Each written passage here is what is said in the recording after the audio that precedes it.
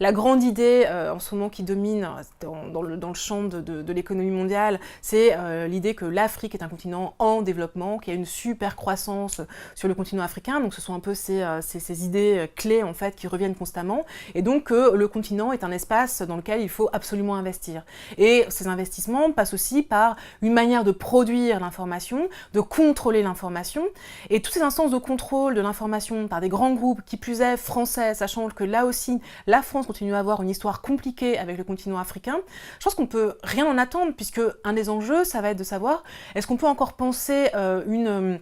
une presse comme contre-pouvoir et comme espace critique quand elle est soutenue précisément par des grands groupes et quand ces grands groupes n'ont qu'une seule optique, à savoir construire de nouvelles parts de marché sur le continent africain. Donc là, il y va vraiment, bon, c'est un peu aussi peut-être une tarte à la crème, puisque la question se pose aussi finalement en Europe, mais il y va vraiment des capacités justement de ces médias ou de ces réorientations, de cette réorganisation en tout cas de l'information sur le continent africain à constituer des contre-pouvoirs et même à ne pas étouffer un ensemble d'initiatives venues des Africains eux-mêmes sur le continent quant à leur représentation et quant aussi au type de pratiques sociales, populaires, qui mériteraient d'être mises en avant, mais qui ne le seront peut-être pas au vu des enjeux et des intérêts en fait qui sont poursuivis par ces médias en fait, ou par ces nouvelles concentrations médiatiques.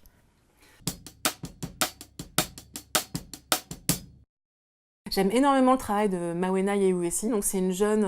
artiste, graphiste, théoricienne de l'art qui a monté une plateforme web géniale qui s'appelle Blacks to the Future, et elle est partie de toute une réflexion justement sur l'afrofuturisme, et un de ses enjeux c'est toujours d'essayer de faire dialoguer des artistes avec des philosophes, des personnes qui pratiquent plutôt dans l'écriture, et d'essayer de construire une autre manière justement de se réapproprier, je dirais, et de penser les questions noires en fait.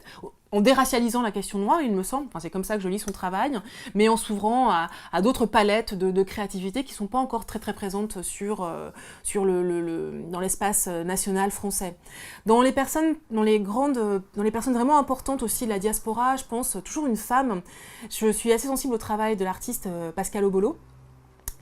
qui fait partie de ce collectif d'artistes Africada, en fait, et qui revendique vraiment une inspiration venue de la revue noire, et une manière, là aussi, pour les artistes africains de penser eux-mêmes leurs pratiques esthétiques, donc autour de cette revue, qui est une revue web, Africada, et qui, là aussi, mêle un ensemble de théoriciens afrodescendants, africains, etc., qui pensent l'art et qui essaient de reconstruire, finalement, de nouveaux outils conceptuels, à partir desquels, justement, penser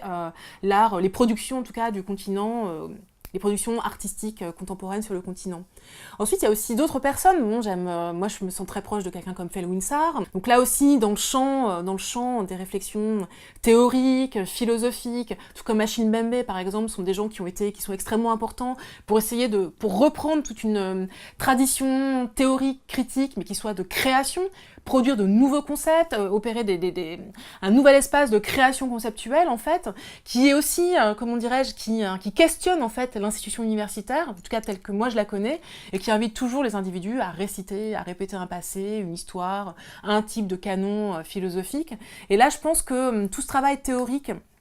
d'invention, quelles que soient les inventions qu'on a, quels que soient leurs effets, etc., est extrêmement stimulant. Donc il y a beaucoup de personnes, en tout cas, dans les mondes afrodescendants et aussi dans les mondes africains, qui aujourd'hui m'inspirent. Et c'est très stimulant, en fait.